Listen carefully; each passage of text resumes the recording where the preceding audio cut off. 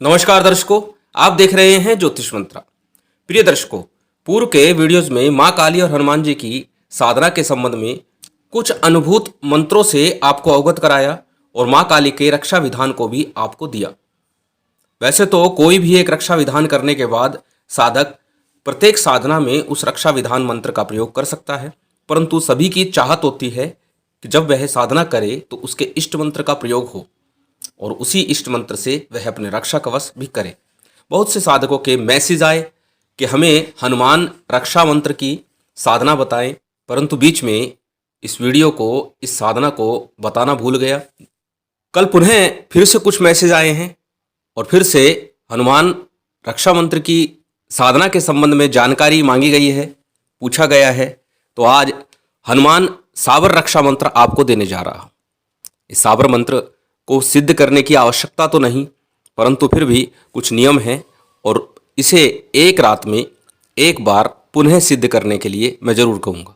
सिद्ध करने की आवश्यकता नहीं है, परंतु फिर भी अक्सर मैं बोलता हूँ किसी भी मंत्र को सिद्ध करने की आवश्यकता हो या ना हो, परंतु अपने अनुकूल बनाने के लिए उसका कुछ मालाओं का जप जरूर कर लेना चाहिए।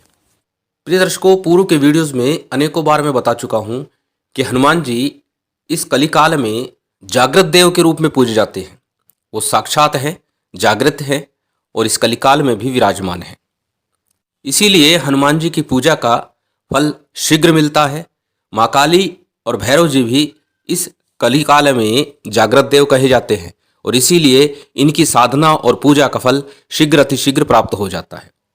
हनुमान जी की साधना सभी देवी देवताओं के साथ की जाती है और अक्सर मैं बताता हूँ, जब मेरे साथ कोई साधक बैठा होता है तो उससे मैं चर्चा करता हूँ तो मैं बोलता हूँ कि जब भी कोई पूजन करे तो पंचदेवों के साथ साथ हनुमान जी की पूजा जरूर कर लेनी चाहिए, क्योंकि अगर हनुमान जी का सहयोग या हनुमान जी का साथ मिल जाए तो कोई भी साधना आसानी से हो जाती है। आज जो साधना, जो मंत्र मैं बताने जा रहा हूँ वो केवल रक्षा मंत्र के रूप में कार्य नहीं करेगा, अपितु उस मंत्र द्वारा आप किसी के लिए गंडा डोरा भी बना सकते हैं। साथ ही साथ यदि आप किसी कार्य सिद्धि के लिए उस मंत्र का प्रयोग करके जाते हैं तो निश्चित ही निर्विघ्न आपकी कार्य सिद्धि हो जाएगी। यह है उस मंत्र का प्रभाव।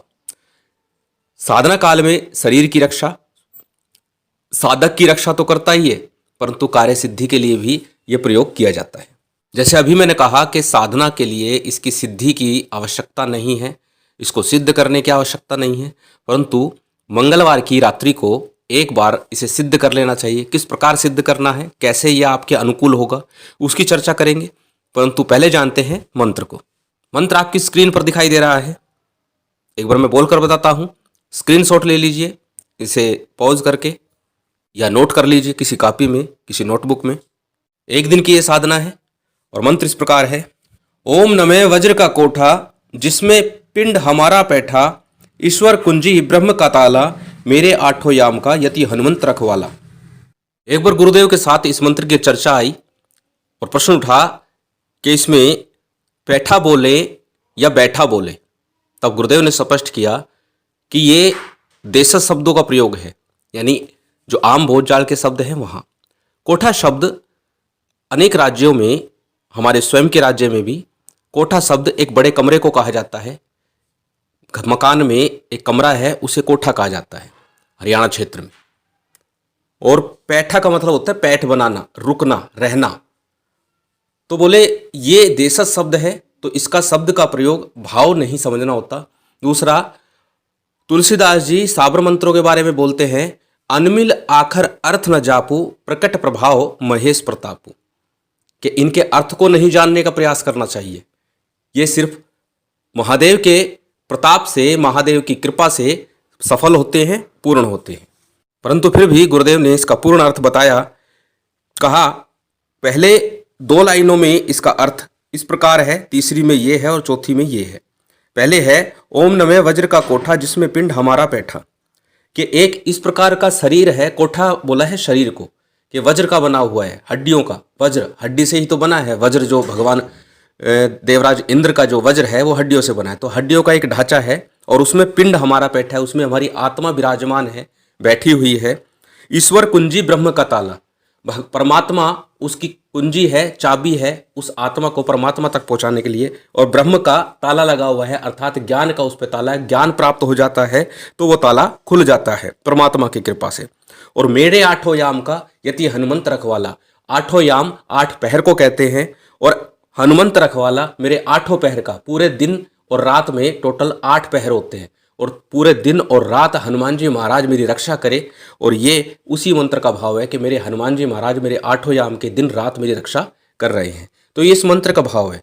तो इसमें संशय ना रखिएगा, बैठा कहें बैठा कहें क्या कहें, जो आपने सुन रखा है, जो मैं बता रहा हूं, या तो वो जो आपने सुन रखा है उसे आप मन से, दिल से भगवान शिव के कृपा स्वरूप, प्रसाद स्वरूप इसको ग्रहण करें और इस मंत्र का जप कर लाभ उठाएं। अब बात करते हैं सिद्धि कैसे की जाए, अपने अनुकूल कैसे बनाया जाए। किसी भी मंगलवार की रात्रि को अच्छा हो यदि शुक्ल पक्ष की रात्रि है, क्योंकि मैंने कहा सिद्धि प्रयोग अगर किए जाएं तो शुक्ल पक्ष में, लेकिन तांत्रिक प्रयोग किए जाते हैं तो कृष्ण पक्ष में। तो सिद्धि प्रयोग के लिए किसी शुक्ल पक्ष के मंगलवार की रात्रि हो। यदि मंगलवार की रात्रि को तृतीया तिथि, अष्टमी तिथि और त्रयोदशी तिथि हो तो सिद्धि योग चक्र बनता है। उस दिन रात्रि 10 बजे के बाद में इस साधना को करना है। 11 माला इस मंत्र की एक ही बैठक में करनी है, अखंड दीपक लगा करके। भोग में चूरमे का या गुड़ चने का भोग हो सकता है, या फिर बूंदी के लड्डू भी हो सकते हैं। आप कोई भी भोग लीजिए। गूगल की धूप आपको प्रयोग करनी है। अखंड दीपक रहेगा घी का या तिल के तेल का। संभव हो तो घी का दीपक लगाइए, एक ही रात की बात है, नहीं तो आप तिल के तेल का दीपक प्रयोग कर सकते हैं। सरसों के तेल का दीपक यहाँ नहीं प्रयोग होगा। आसन और वस्त्र लाल होंगे। मुख उत्तर की तरफ होगा। पुष्प लाल, गुड़हल या गुलाब के प्रयोग करने हैं पूजा के समय। साधना से पूर्व सारी तैयारी करने के बाद में रुद्राक्ष की माला से इसका जप होगा। पूर्ण तैयारी के बाद आसन पर विराजमान उत्तर मुख होकर अखंड दीपक लगा करके आपको बैठना है। दाहिने हाथ में जल लेकर के मंत्रोच्चार कर सके तो ओम अपवित्र पवित्रो वाला मंत्र करें और जल छिड़क ले, या फिर भगवान को साक्षी मानकर गंगा जल समझ करके इस मंत्र को अपने ऊपर शुद्धिकरण के लिए छिड़क ले, और फिर दाहिने हाथ में पुनः जल लेकर संकल्प कीजिएगा कि मैं आज इस मंत्र का जप कर रहा हूं। अपना नाम, अपना गोत्र, अपनी जाति, अपना जन्म स्थान, जहां पर विराजमान होकर आप ये मंत्र जाप कर रहे हैं उस स्थान का नाम, जन्म स्थान नहीं, उस स्थान का नाम लिया जाता है, उस राज्य का नाम लिया जाता है। और साथ ही साथ अपना मनोरथ भी सिद्ध किया जाता है कि मैं किस मनोरथ से, किस कामना से इस मंत्र का जप कर रहा हूं। और वो बोल करके पूरा संकल्प बोलने के बाद में आपने उस जल को किसी प्लेट में, किसी थाली में या फिर गणेश जी के ऊपर अर्पित कर देना है। और फिर एक ही बैठक में आपको 11 माला का जप करना है। जप के पश्चात श्री हनुमान जी महाराज और राम जी की आरती करनी है। आरती के पश्चात नैवेद्य, जो प्रसाद आप रख के बैठे चूरमे का या गुड़ चने का, उसका भोग आपने अग्नि पर अर्पित करना है। तत्पश्चात आपने जल का आचमन कराना है और वहीं पास में भूमि पर शयन करना है। भूमि पर यानी कम्बल या कोई दरी वगैरह बिछा करके उस पर आपको शयन करना है उस रात्रि। और उस दिन आपको व्रत रखना है, कुछ भी नहीं खाना, निराहार रहना है। संभव हो सके तो या दूध लीजिए या फलाहार कीजिए, अन्न ग्रहण नहीं करना है। एक दिन की बात है, सिर्फ आप इसे कर सकते हैं।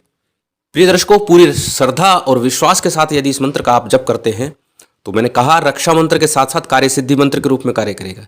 जब आप किसी कार्य सिद्धि के लिए जाएं तो 11-21 बार इस मंत्र का जप करके अपने शरीर पर फूंक मार के चले जाइए, या जल पी करके चले जाइए। इस पे जल पे फूंक मार के उस जल को ग्रहण करके चले जाइए। कार्य सिद्धि होकर रहेगी, निर्विघ्न, बिना किसी बाधा के। साथ ही साथ किसी पीड़ित व्यक्ति को, कोई ओपरी पराई से पीड़ित है तो उसको भी अगर गंडा बना करके आप डाल देंगे तो उसको भी इस मंत्र से निश्चित ही राहत मिल जाएगी। तो बिना संशय के इस मंत्र का आप जप कीजिए, प्रयोग कीजिए, और हनुमान जी महाराज आप पर कृपा करें, राम जी की कृपा बनी रहे, यही कामना है।